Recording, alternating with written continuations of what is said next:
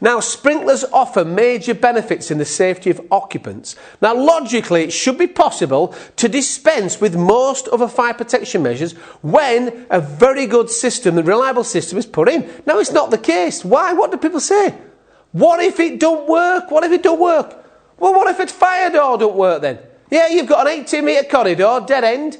You've got passive protection fire doors. Has that ever happened? Yeah, people say to you, what if the fire doors don't work?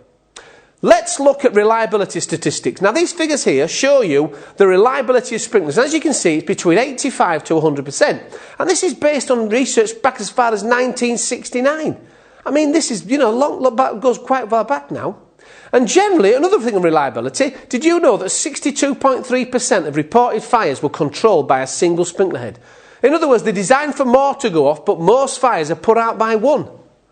96.3% of reported fires were put out by 10 or fewer heads. In other words, they don't all go off, even if there's a major fire. That's how reliable sprinklers are.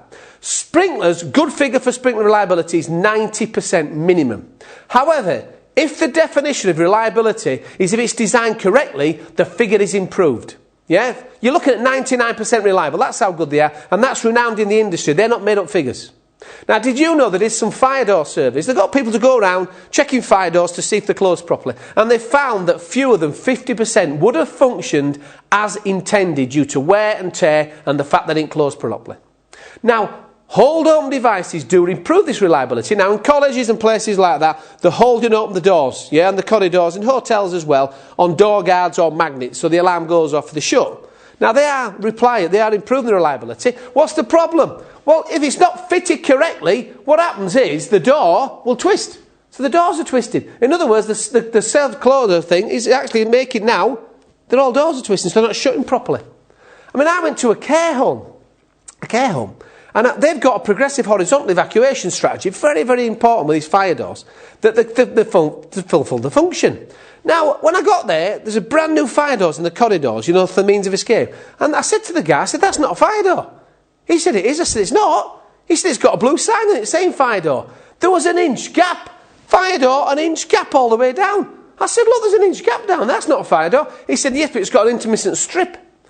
I said, well, that expands at 100 to 300 degrees, and it don't pop out an inch. Some idiot had fit some fire doors, and he called them fire doors. And this is in a building with phased evacuation, or a progressive horizontal evacuation. In other words, the compartmentation. Now, that's what I'm trying to say is, fire doors are not generally as reliable as sprinklers are. Now, let's look at some cases. Centre Parks, I don't know if you remember the Centre Parks fire.